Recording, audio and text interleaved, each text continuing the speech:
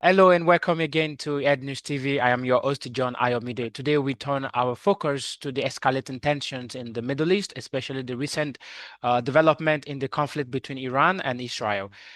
This is a situation, of course, that continues to raise global concern, as you might know. To help us understand the geopolitical dynamics at play, we are joined by Mr. Malik Ayub Khan, a geopolitical analyst with deep insight into regional and international affairs. Mr. Khan, thank you for joining us today. Thank you very much for having me.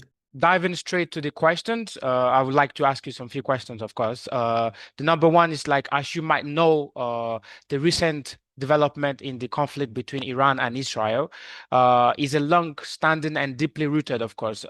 And in your own personal opinion, what are the core issues that prevent these two nations from finding a common ground? Oh, first of all, mean that if we can see the Middle East overall, and in terms of the because this Middle East situation is very interesting, and to understand what Middle East is today and what Middle East was 100 years before. So we have to keep in mind about the colonial era and the existence and creation of the Israel, because the Israel inside the Middle East has a very controversial, that existence, though it comes under the Balfour Declaration, but the the way that Israel acted in the Middle East is quite questionable in terms of the occupation of the Palestinians, their land, and how they colonized, how they occupied their lands, how they deprived them from their land. So this is the one question that one should understand, that Israel is an occupant, and they have occupied the Palestine, and then we saw that there was Nakba, in which the Nakba is the huge migration of the Palestinians, and then we see Nakba after every few years there was a Nakba. There is a migration of the Palestinian. So there is a very engineered and very planned occupation of Israel in the Middle East, and we saw recently that 60,000 Palestinians killed by Netanyahu, and there is no law in the world that could hold accountable to Mr. Netanyahu. So the problem here that in the Middle East, when there was Abraham Accord, and then now again Donald Trump is back to the office in the United States. So the problem is this, that there's a pressure on the Middle East monarchies that they have to choose whether they're monarchies or whether to have accept Israel. So they have the two questions in front of them. Right. So right now, if we say that this Palestine, the Israel, how it's acting in the Middle East, so it would be like a gangster in the Middle East. Its acts, its actions beyond the questionable. So at this time, there was only one country who you can say that challenge Israel and its Iron Dome, and that is Iran.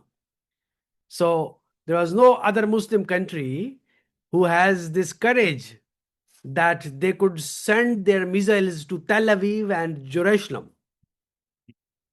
Because if there was no Iron Dome actually, because if the Israel sent the missiles to them, it was our Muslim brothers actually who shot down these missiles before reaching to Tel Aviv, before reaching its Jerusalem. So there are many other Muslim domes rather than the Iron Dome who can destroy these missiles. Yeah. So Iran acted very powerful.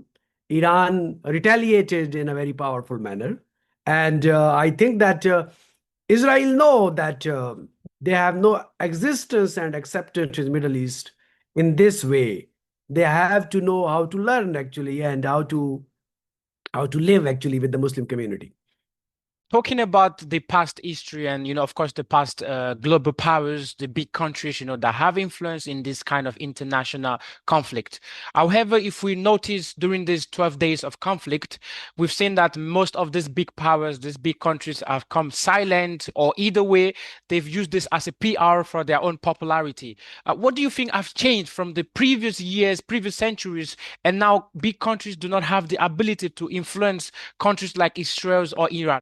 Actually, it's not like this. There was always the diplomacy that is going on behind the scene.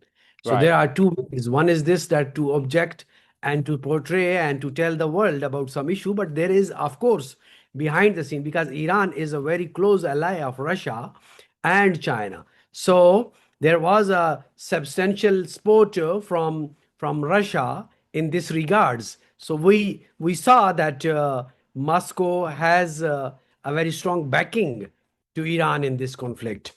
And simultaneously, we saw many other countries who have a backdoor channel diplomacy with Tehran. And but ultimately, Tehran has to act by his own.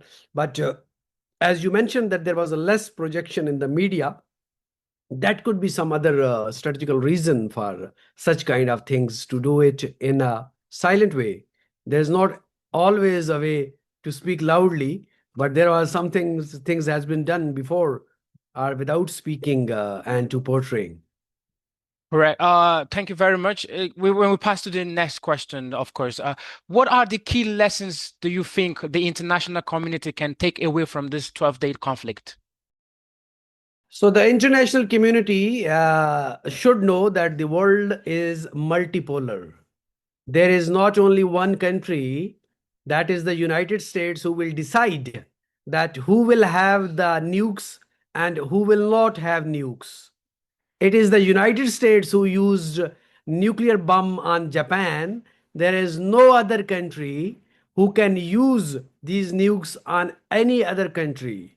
So the world is more worried about the nukes and the nuclear bomb that the United States have and the nuclear bomb that Israel have, and it's not on the list of the NPT. So the biggest problem in the world is that the world should know that in the name of the nukes and the nuclear bomb, the United States should be held accountable not to invade any other country like Iraq, what they did in the name of the weapon of the mass destruction to Saddam Hussein, and they stormed the whole Middle East.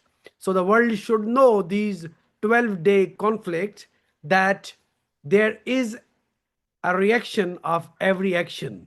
And if Israel will violate the international law, then the Iran and any other country in future to whom it should be subjected or it would be subjected, they have the right to retaliate. Okay, thank you very much. For the last question, let's talk about peace. In your own opinion, what are the essential steps or conditions needed to achieve lasting peace in the Middle East or around the world as well? To achieve the peace in the Middle East is for me, if you ask me, I think that the US should end its military bases from the Middle East and go back Yeah. to United States, and there will be peace in the Middle East. Okay. Thank you very much for your time and your great insight that you've helped us today. This is the end of the conversation. I hope that we will have, of course, have more time to talk more about different topics around the world. Thank you very much, Mr. Malik. Thank you. Thank you. My Yeah. pleasure.